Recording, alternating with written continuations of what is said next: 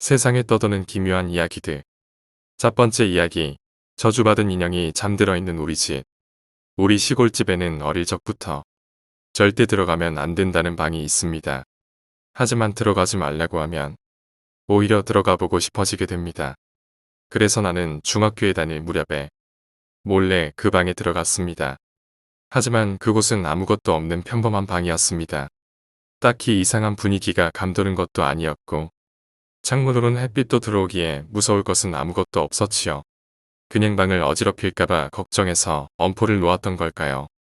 나는 맥이 빠진 나머지 그대로 그 방에서 잠을 청했습니다.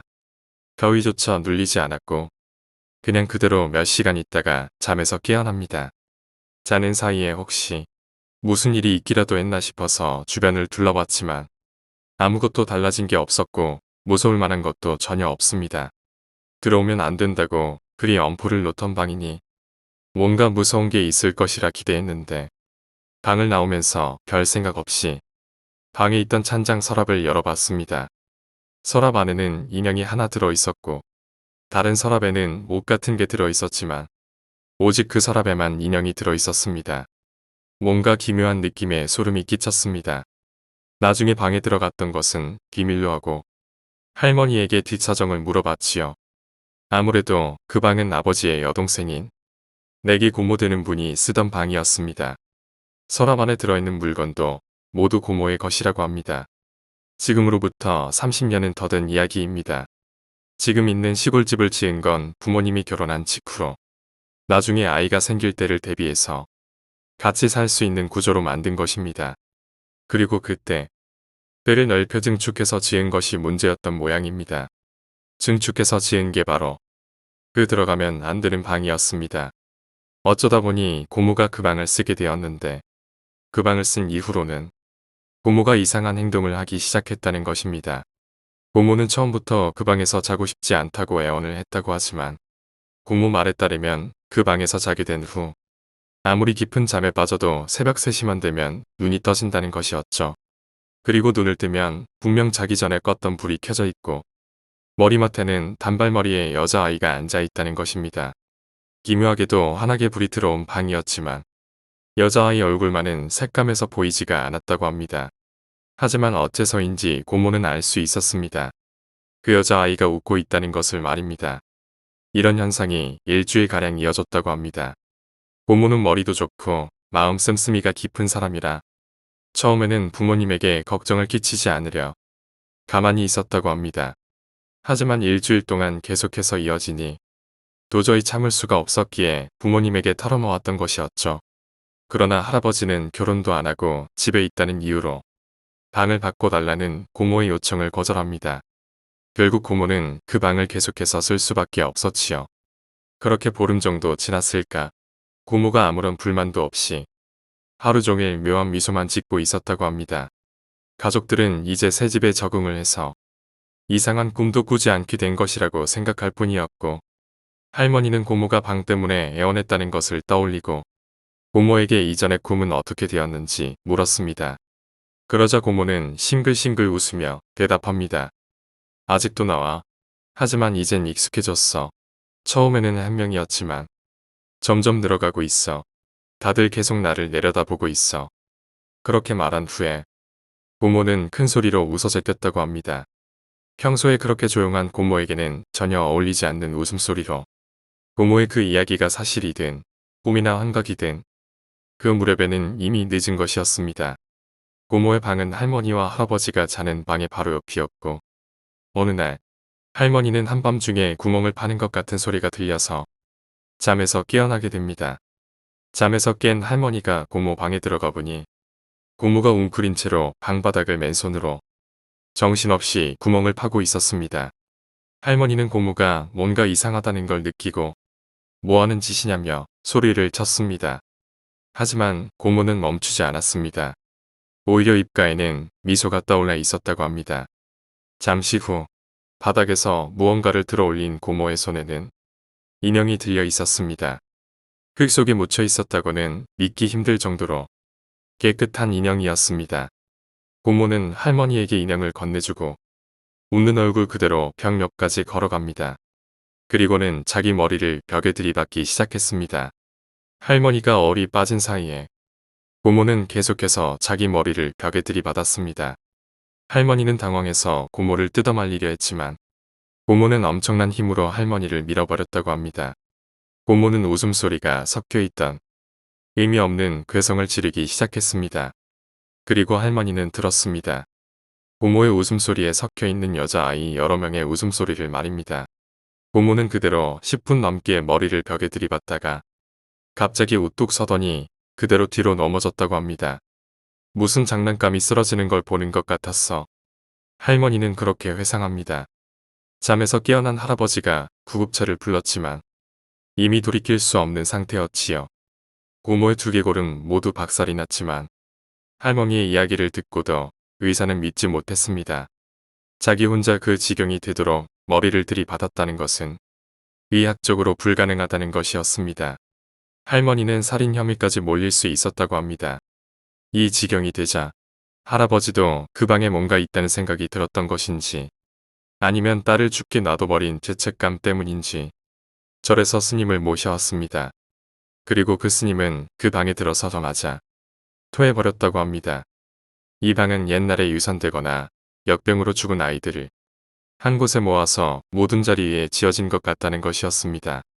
엄청난 수의 아이 귀신들이 그 자리에 모여 있다고 합니다.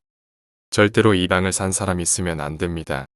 스님은 하얗게 질린 얼굴로 신신당부를 합니다.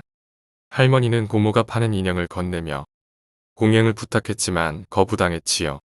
그런 물건에 어중간하게 공양을 올려봐야 역효과만 일어날게요. 내다버리거나 태우거나 알아서들 하세요. 그 후에는 자주 들어봤을 법한 괴담의 정석입니다.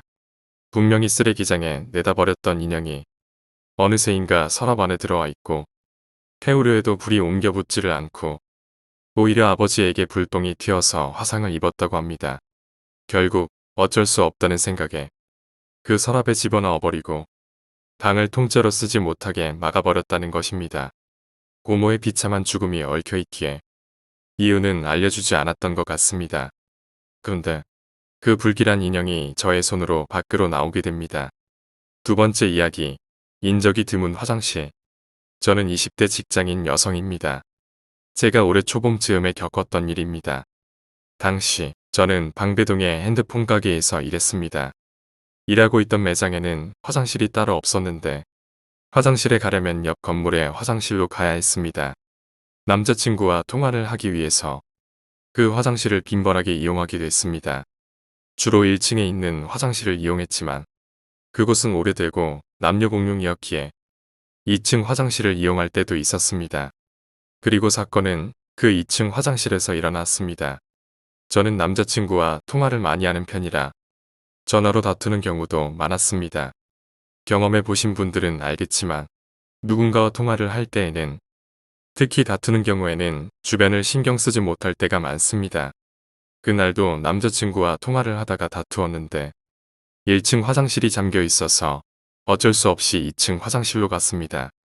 두 칸 있는 화장실 중에서 왼쪽 칸으로 들어갔고 남자친구와 심하게 다투던 중이라 문도 잠그지 않고 통화에 집중했습니다.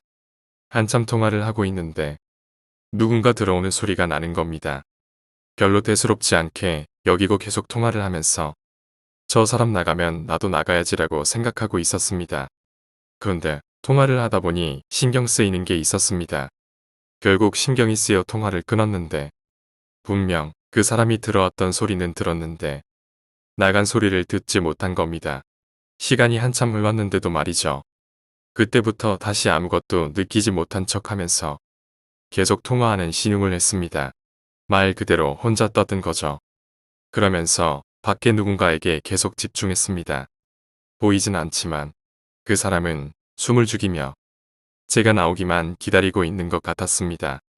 혹시나 싶어서 문 아래 아주 조그마한 틈으로 아직 있는지 확인이라도 하고 싶어서 엎드린 자세로 숨을 죽이고 계속 통화하는 신용을 하면서 틈 사이를 보았습니다. 그 순간 진짜 소리 지를 뻔한 것을 가까스로 참아내고 바로 고개를 들었습니다. 그 틈 사이로 보는 순간 제 눈에 들어온 것은 다름 아닌 그 사람의 눈이었던 것입니다. 그 사람 역시 숨을 죽이며 문 아래로 저를 몰래 지켜보고 있었는데 내려다 본 순간에 눈이 마주친 거지요. 심장이 터져 나갈 것 같았지만 잽싸게 핸드폰을 진동으로 바꾸고서 남자친구에게 문자를 보냈습니다. 제가 일하는 매장의 전화번호와 함께 사장님을 불러달라는 메시지를 보냈죠. 문자를 보내고 사장님이 오신 것은 고작 1에서 2분밖에 되지 않았지만 그 짧은 시간이 몇십 년 같았습니다. 절 부르시는 사장님 목소리를 듣고서야 저는 다리에 힘이 풀리고 그 자리에서 엉엉 울고 말았습니다. 나중에 사장님한테 들었는데 20대 초반의 젊은 남자였고 품 안에 뭔가를 숨기며 당황한 모습으로 나가더랍니다. 정황을 잘 모르시는 사장님은 제가 무슨 일이 났나 저만 찾기에 급급하셔서 그 사람에게 신경 쓰지 않았다고 합니다. 지금 이 순간에도 너무 소름이 끼칩니다. 아직도 그때 그 남자의 눈빛을 잊지 못하고 있습니다. 그 이후로 저는 인적이 드문 화장실은 가지 않습니다. 세 번째 이야기, 90년대 연수원의 괴담. 지금은 해체된 대우그룹에 98년에 입사했습니다. 대기업 연수를 가보셨던 분들은 그룹 연수 분위기를 아실 겁니다. 각 그룹의 신입사원들이 모여서 4인 1실로 한 달 정도 연수를 받습니다. 조를 나누어 방을 배정하는데 여자는 몇 명 없으니 조에 상관없이 방을 별도로 배정받았습니다. 교육 후에 조 활동 준비도 하고 저녁에는 모여서 술자리도 가지니 남자들이 여자 방의 문을 두드리는 일이 많았습니다. 98년이면 휴대폰이 그다지 일상화된 때가 아니었기에 방문을 노크하는 게 편했죠. 각각 다른 조에 4명의 여자가 한 방에 있으니 4개 조에서 여성 조원을 데려가려 누군가가 방문을 두드립니다. 2층 침상이 2개였고 침상에서 제 자리가 문 근처 아래쪽이었습니다. 그래서 제가 자연스럽게 노크 소리에 대답하고 문을 여는 경우가 많았습니다. 그런데 2, 3일에 한 번 정도 저녁이 되면 들리는 노크 소리에 대답하고 방문을 열어보면 아무도 없었습니다. 하지만 크게 신경 쓰지 않았습니다. 옆방에도 여자방이 또 있었기에 옆방을 두들기는 소리를 이 방이라고 착각할 수도 있다고 생각했습니다. 게다가 워낙 복도가 소란스럽고 이런저런 소리가 방에서도 잘 들렸기 때문입니다. 연수가 끝나는 날 동기들 몇 명과 모여서 술을 마시며 이런저런 이야기를 했죠.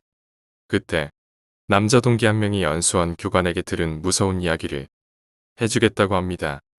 연수원에서 사람이 한 명 죽었는데 그 이후부터는 문 두드리는 소리가 들려도 문을 열면 아무도 없는 경우가 종종 있다고 합니다.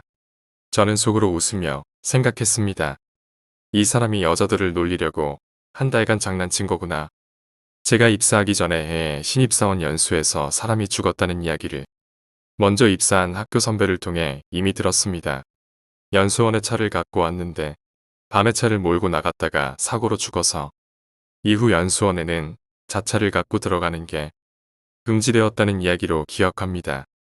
그 선배가 입사할 때 일어난 일이라 했습니다. 그래서 씩 웃으면서 말했습니다. A씨가 장난한 거래. 어쩐지 계속 문 두드리는 소리 듣고 문을 열어도 아무도 없더라. 그런데 그 사람이 정색을 하더니 자기는 문을 두드린 적 없다며 저에게 장난치지 말라는 겁니다. 하지만 저는 그 사람이 여자 방을 놀래키려 한 짓이라고 확신하고 있었습니다. 무슨 소리야. A씨 맞잖아. 우리 놀래주려고 일부러 그런 거잖아. 그리고 같은 방에 있는 배 위에 침상을 쓰던 여자 동기에게 물었습니다. 제이씨도 어제 들었잖아. 어제 우리 둘이 침대에 있을 때 밖에서 노크 소리 난 거. 내가 노크 소리 듣고 문 열었던 거 기억하지? 그런데 그 말을 들은 여자 동기의 표정이 뭔가 기묘했습니다. 나는 노크 소리 못 들었어. 그런데 갑자기 준희 씨가 누구세요? 하며 일어나서 방문을 열었다 닫던데 전 놀림을 당한 걸까요? 아니면 정말 누군가 방문을 두드린 걸까요?